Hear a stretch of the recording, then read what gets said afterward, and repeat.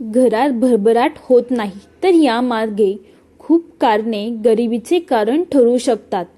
प्रत्येक माणूस आपल्या आयुष्यात पुढे जाण्याचा प्रयत्न करतो. त्यासाठी तो संपूर्ण मेहनत आणि प्रामाणिकपणे आपले कार्य सुरू ठेवतो. यानंतरही काही लोक आयुष्यभर गरिबीचा सामना करत राहतात. खूप मेहनत करून ते श्रीमंत होण्याचे स्वप्न पाहतात, परंतु त्यांचे हे स्वप्न पूर्ण होत नाही.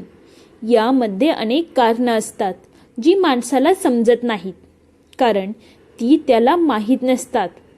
वास्तुशास्त्रानुसार अनेक अशा गोष्टी आहेत ज्यामुळे घरात सतत दरिद्रता राहते आणि माणूस आपल्या नशिबाला दोष देत राहतो.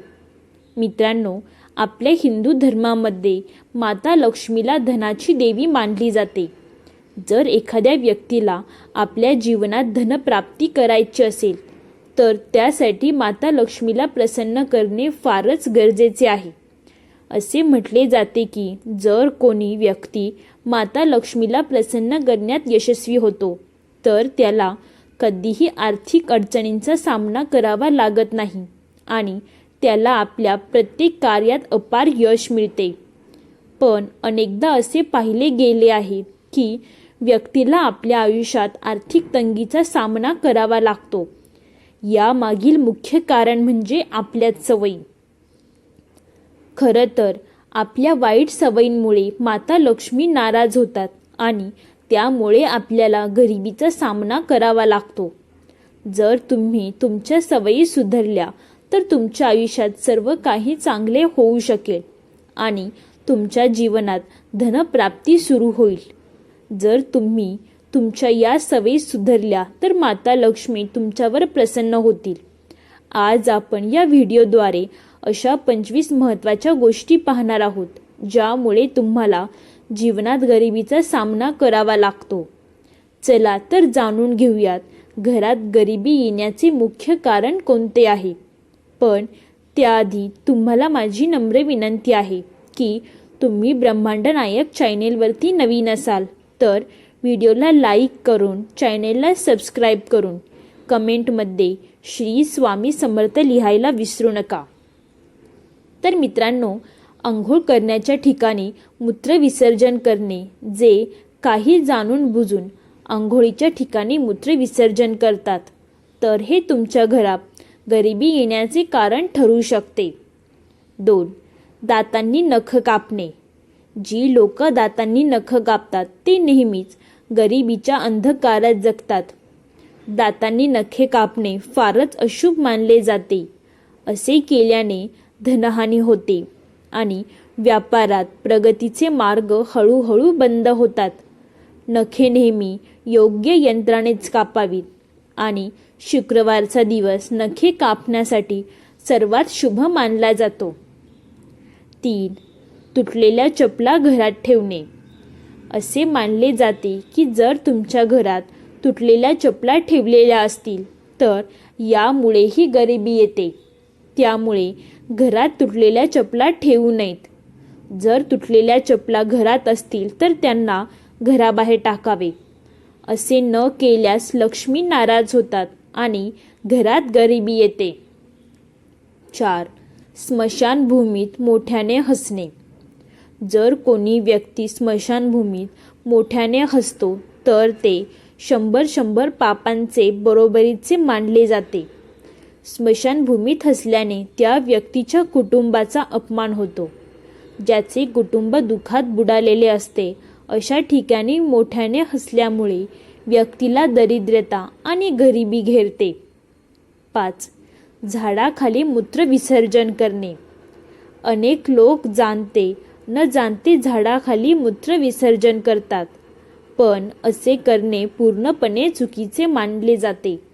विशेषतः पिंपळ, वड, नीम आणि अशोक यांसारख्या झाडांखाली मलमूत्र विसर्जन करणे किंवा अस्वच्छता पसरवणे अजिबात योग्य नाही. असे म्हटले जाते की या झाडांमध्ये सकारात्मक ऊर्जेचा वास असतो. जेथे अस्वच्छता केल्याने सर्व केवळ पर्यावरणाचेच नुकसान होत नाही, तर यामुळे व्यक्तीच्या आर्थिक स्थितीवरही वाईट परिणाम होतो. अशी मान्यता आहे की यामुळे व्यक्ती हळूहळू गरिबीच्या जाळ्यात अडकतो. त्यामुळे आपण या झाडांचा सन्मान करावा आणि त्यांची स्वच्छता राखावी. 6. डाव्या पायाने पॅन्ट घालणे. डाव्या पायाने पॅन्ट घालू नये. असे केल्याने राहू आणि केतू अशुभ फळ देऊ लागतात.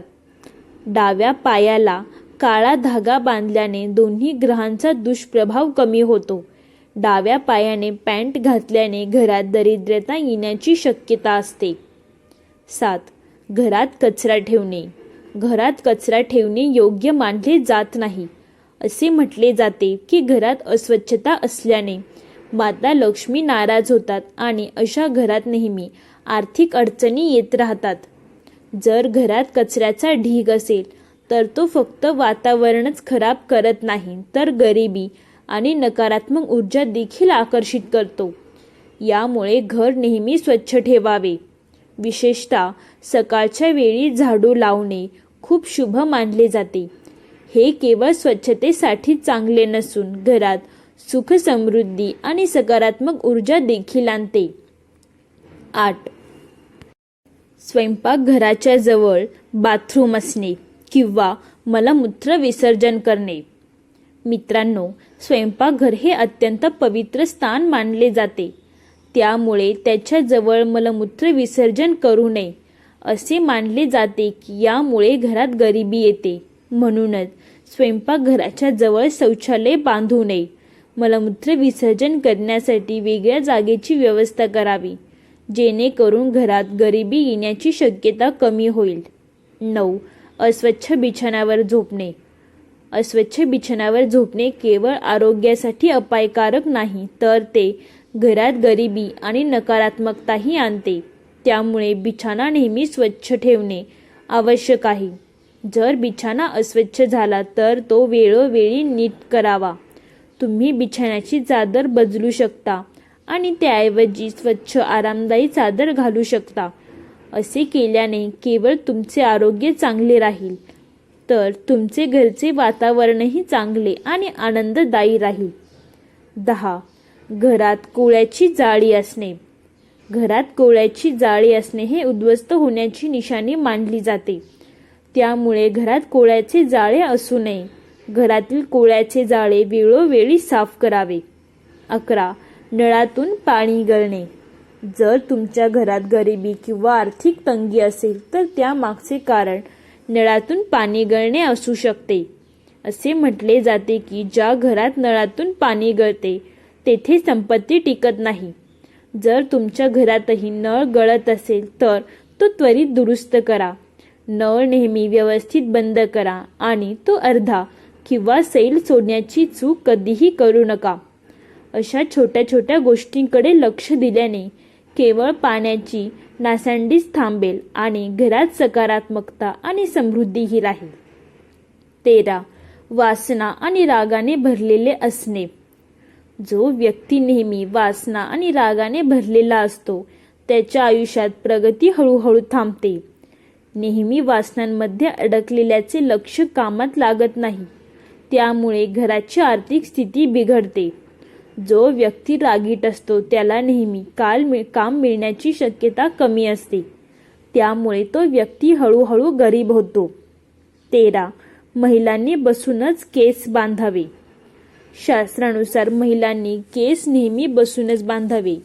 उभे राहून केस बांधणे अशुभ मानले जाते आणि असे केल्याने घरात गरिबी आणि दरिद्रता येण्याची शक्यता वाढते.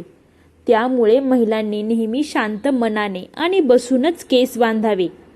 हे केवळ अशुभच नसते तर घरात सुख, समृद्धी आणि नकारात्मकता येण्याचे कारण बनते. 14. घरात पूजा न करणे. ज्या घरात पूजा केली जात नाही त्या घरात गरिबी येते.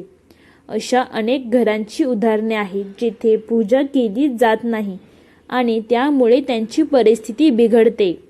अशा घरांमध्ये नकारात्मक ऊर्जा वास करते आणि त्यामुळे कोणतेही काम यशस्वी होत नाही. तुम्हीही जर घरात पूजा करत नसाल तर तुम्ही पूजा केली पाहिजे. हे खूपच महत्त्वाचे आहे. तुम्ही कोणत्याही देवाची पूजा करू शकता, याने काहीही फरक पडत नाही, पण पूजा ही केलीच पाहिजे. 15. संध्याकाळी झोपणे.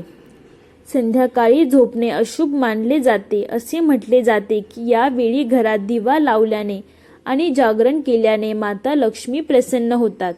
असे म्हणतात की संध्याकाळी माता लक्ष्मी प्रत्येक घरात एकदा तरी येतात. जर यावेळी कोणी झोपलेले दिसले तर माता लक्ष्मी नाराज होतात. त्यांची नाराजी हळूहळू घरात गरिबी आणि अशांतता आणते. त्यामुळे यावेळी झोपण्याऐवजी पूजा किंवा घरातील कामांवर लक्ष केंद्रित करावे. हे अधिक शुभ आणि फलदायी ठरते. 16. पुरुषांनी 40 दिवसांपेक्षा जास्त दिवस केस ठेवू नये. लांब केस अनेक प्रकारच्या समस्यांचे कारण बनू शकते.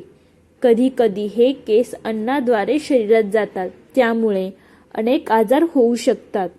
शास्त्रानुसार 40 दिवसांपेक्षा जास्त दिवसांचे केस वेळोवेळी केस कापणे केवळ आरोग्यासाठी चांगलेच नाही, तर हे शुभही मानले जाते. 17. उलट झोपणे. मित्रांनो, अनेक लोक उलट झोपण्यात आराम मानतात, पण त्यांना हे माहीत असले पाहिजे की ही सवय त्यांच्या आरोग्यासाठी खूप हानिकारक ठरू शकते. 18. रात्री पाणी उघडे ठेवणे. मित्रांनो, रात्रीच्या वेळी पिण्यासाठीचे पाणी उघडे ठेवणे योग्य नाही.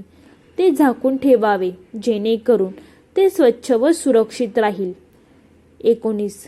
मेणबत्ती किंवा दिवा फुंकर मारून विझवणे. मित्रांनो, तुम्ही नेहमीच वडीलधाऱ्यांकडून ऐकले असेल की मेणबत्ती, अगरबत्ती किंवा दिवा फुंकर मारून विझू नये. असे करणे अशुभ मानले जाते. 20. खोटी शपथ घेणे. मित्रांनो, खोटी वचने किंवा खोटी शपथ घेतल्यामुळे व्यक्तीच्या जीवनात अडचणी वाढतात.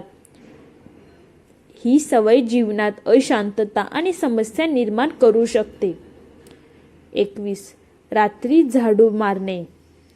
मित्रांनो, रात्रीच्या वेळी झाडू मारणे अनुचित मानले जाते.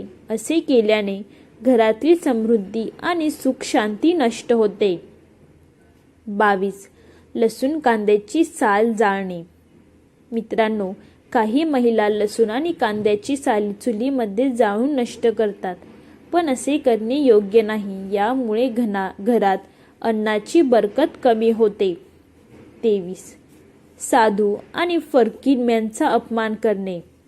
जर तुमच्या घरी कोणी साधू किंवा फकीर आले असतील तर त्यांचा कधीही अपमान करू नये.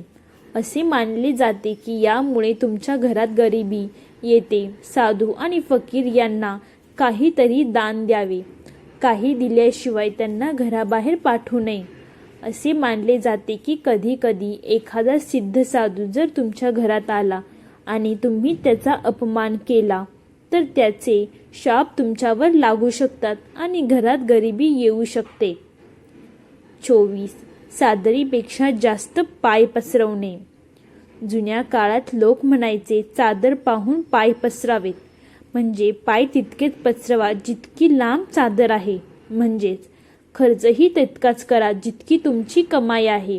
जर तुम्ही तुमच्या उत्पन्नापेक्षा जास्त खर्च केला तर हे तुम्हाला हळूहळू गरिबीकडे घेऊन जाईल. यामुळे व्यक्तीवर कर्जाचा भार वाढू शकतो आणि त्यामुळे खर्च तुमच्या उत्पन्नाच्या मर्यादितच ठेवा, जेणेकरून आर्थिक तंगी आणि समस्यांपासून बचाव होईल. 25. पालकांचा अपमान करणे. एक चांगला माणूस कधीही आपल्या पालकांचा अपमान करत नाही. जर तुम्ही तुमच्या पालकांचा अपमान करत असाल तर यामुळेही तुमच्या घरात गरिबी येऊ शकते. शक्य तितके तुमच्या पालकांचा आदर करा. तर मित्रांनो, ही माहिती व्यक्तीच्या हितासाठी विचार करून देण्यात आलेली आहे. जर तुमचा वास्तुशास्त्रावर विश्वास असेल तर नक्कीच या गोष्टींचा तुमच्या जीवनात अवलंब करा आणि जीवनात सुख समृद्धी आणा. मित्रांनो, हा व्हिडिओ, ही माहिती तुम्हाला उपयुक्त वाटली असेल तर व्हिडिओला एक लाईक नक्की करा आणि व्हिडिओला लाईक करून चॅनलला सबस्क्राईब करून आम्हाला प्रोत्साहन द्या. तसेच चॅनलला सबस्क्राईब करा. संपूर्ण व्हिडिओ पाहिल्याबद्दल धन्यवाद मित्रांनो. बोला श्री स्वामी समर्थ.